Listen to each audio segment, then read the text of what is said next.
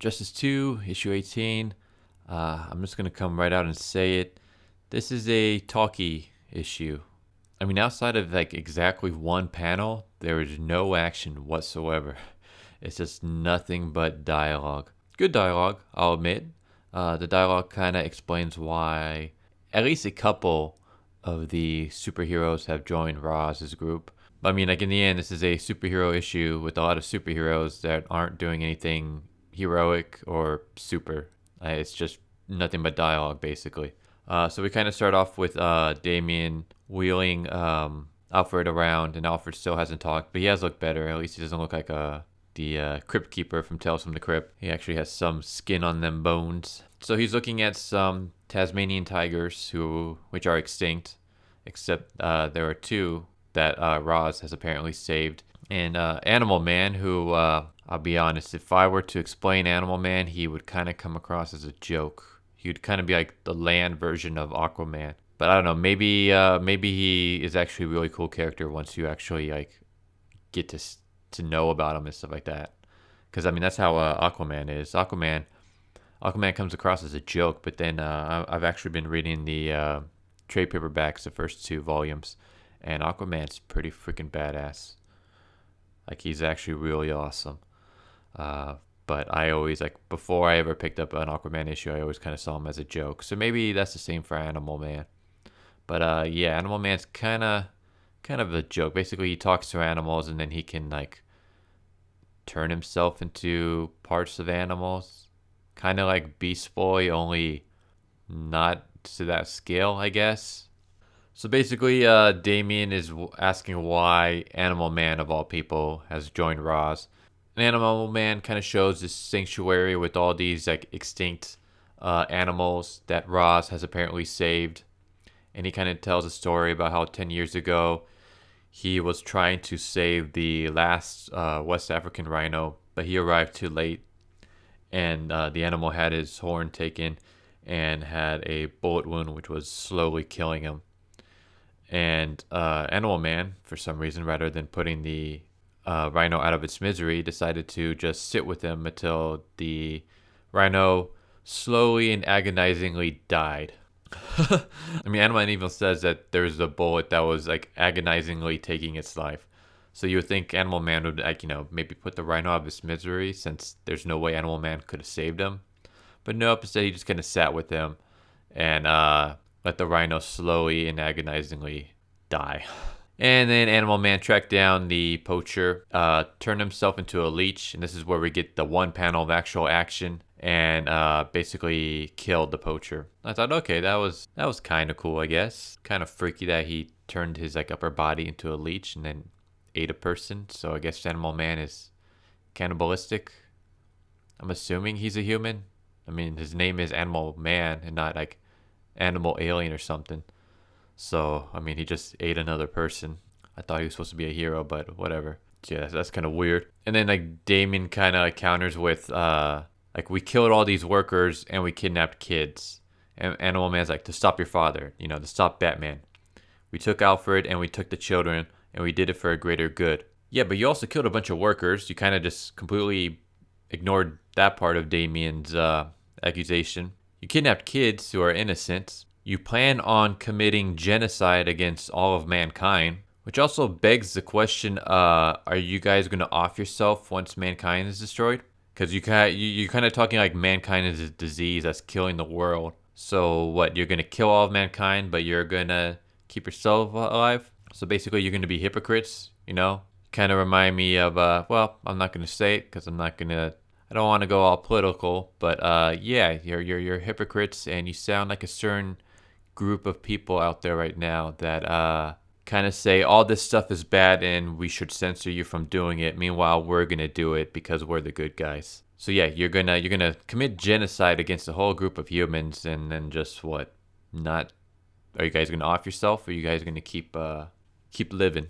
In which case, are you guys gonna like abstain from having sex so you don't repopulate the world again? Like, I don't think you guys have like really thought this plan through. Meanwhile, we get Batgirl, who in the previous issue was setting up this teleporter, and the rest of like Batman, Black Canary, Green Arrow, and the rest of the crew show up, basically forms a group. There's a single way to get in and out. Plastic Man and his son are already inside to find the kids. Blue Beetle, we need you to stay outside. Blue Beetle kind of starts arguing about it, and Batgirl spanks his ass in front of everybody, basically. She says, first of all, as the leader of this mission, I didn't think we would bring you at all. There's a lot at stake, your experience, and I don't trust you. Second, you were given an order. I don't care if you feel this is a waste of your talents or if you feel left out. I don't care about your feelings at all here, Jamie. As far as we know, the stores are only exit. You have the most firepower, and I need you to keep it clear. If we lose that exit, we will be trapped inside with monsters, supervillains, and the League of Assassins. Do you have any objections to your order? And I was like, nice. Like, I actually didn't mind that. Batgirl's actually kind of cool because she's not just like if this was Marvel, Jamie spoke up, Batgirl would be like, are you speaking up against me because I'm a woman? I thought this was kind of nice because it's like Batgirl actually shot him down, but she didn't just shoot him down because, he's a man and he's speaking against a woman. Or instead, she's like, I don't trust you. You don't have a lot of experience. This is the only exit. You have the most firepower, which means you're the best candidate to protect this exit. Like, so she gave him a good dressing down, but she actually has a reason for all those dressing down. So I was like, good. You got thumbs up from me, Batgirl. And then we go back with Animal Man and Damian. I feel kind of weird calling him Animal Man. That's just such a lame name. But anyways, back with Animal Man and Damian. Animal Man basically kind of says how all this is Batman's fault. Basically because Batman refuses to kill people. And I'm just kind of thinking, well, I mean, don't a lot of other heroes refuse to kill people? Aren't you usually one of them? I mean, don't like a lot of other superheroes, refuse to kill people? It's not just Batman. But yeah, basically because Batman refuses to, for example, kill Joker, all this is his fault. Yeah, like every time he allowed the Joker to live, it meant certain death for innocence in the future. The nuking of Metropolis, environmental destruction, Superman's tyrannical reign. First of all, I don't know about the nuking of Metropolis. It's been a long time since I've played since I played Justice 1. So was it the Joker who nuked Metropolis? Let's just say it was. Environmental destruction. I mean, that happens all the time. It's happened throughout all of human history. It has nothing to do with the Joker. I mean, people have been destroying the environment since before Joker came. Superman's tyrannical reign. Blame that on Superman. I mean, yeah, it was because of Joker that Superman's wife and kid were killed. But, I mean, Superman is the one that, went off and started killing everyone, destroying cities and stuff like that. You can't be blaming someone's downfall on anyone but themselves. Everyone is responsible for their own actions. But, yeah, I thought this was kind of funny because it's actually something that I believe Captain Cummings talked about a while ago, about how, should Batman kill or not? And my thing has always been that he should, just because, well, my thing is that, here's my stance on the whole situation on should a hero kill the villains or not. I always tend to be drawn to the heroes, or should I say anti-heroes, who have no problem killing people. So, like the Punishers, the Jason Todds, the X-Killer from, I believe it's Dark Horse. Those kind of heroes are the ones I've always been drawn to. And even when it comes to video games, I'm always one of those where if I have the chance to take out a villain or keep them alive, I always take them out. I have a kind of infamous video, one of my Valkyria Chronicles, where I rant for 10 minutes about how basically there's this one general who's evil. He tortures people, he kills people just because he enjoys it. And he actually killed the lover of this one girl that's leading your squad, and you have the chance to take him out. And then right when you basically best him and you have the chance to put a bullet in his head, the other characters basically stop her and say you killing him isn't gonna bring your lover back. If you kill him, you're just gonna end up like a monster just like him. And my whole thing was he's killing innocent people, he's torturing them, he's doing it for fun. If you kill him now, think about how many lives you're gonna save in the future. You're killing him now, not just for revenge, but also to stop him from committing these acts again. That's always kind of been my stance. So I always did kind of argue, like, Batman keeps capturing Joker, throwing him in Arkham Asylum. Joker frees himself, goes and kills a bunch of people. Batman captures Joker. The process, rinse and repeat. But then when you actually think about it, it's not really Batman's fault.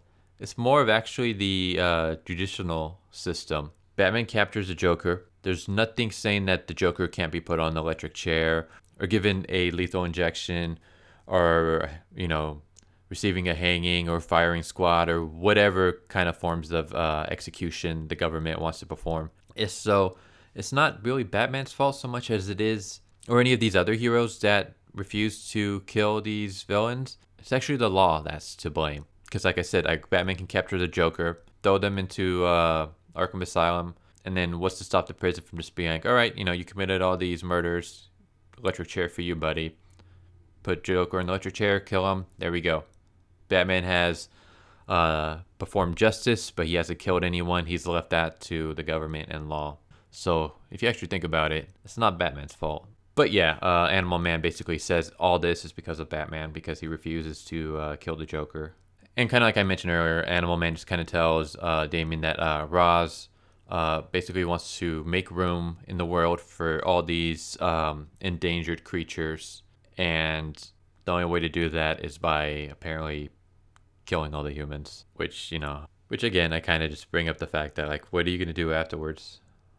I really want to know. What's the plan afterwards? You're going to kill all the humans and you're going to kill yourself? Plus this whole sanctuary, world first altruism kind of explains why a couple of the heroes joined. Basically why Vixen, Poison Ivy, and Animal Man joined Ra's, but doesn't explain why everybody else joined. Like, there are some heroes on Raz's group, and I'm just kind of wondering, you guys are okay with mass genocide? Like, I don't think there's anything that Raz can say that excuses wiping out the entire human race. Who knows? Maybe there is. Maybe Raz has like a Klondike bar waiting for them. That whole what would you do for a Klondike bar? Would you exterminate the whole human race? Maybe that's why a couple of them joined. So then Raz informs the group that the heroes, Batman's group, has actually infiltrated the base, and Animal Man offers to, take them down. Raz is like, no, we're already ready for them. And it cuts to El Diablo, who causes a huge explosion that ends up melting the entrance. So now the heroes are trapped inside the base with no way to escape. And that's how the issue ends. So I guess I was wrong. I guess it's 2 panels of action. If you want to call El Diablo exploding himself an action scene, I don't know. Usually I kind of like to define action scenes as, one person fighting against another. But whatever. So yeah, basically Animal Man turning into a leech and eating a poacher, and then El Diablo blowing himself up are the only action scenes in this, and they're basically just 2 panels. Everything else is just dialogue. So like I said, it's good dialogue, kind of interesting. There are a lot of hypocritical moments in the dialogue, especially when it comes to these so-called heroes who have joined Ra's, trying to attempt to explain why they would work for Ra's and why they would kidnap kids and why they're okay with human genocide. It's kind of hard to explain that away. So overall, didn't really care too much for this issue. Looks like things are going to pick up for issue 19. Issue 19 looks like it's shaping up to be a action-heavy issue with Raz's group facing off against Batman's group.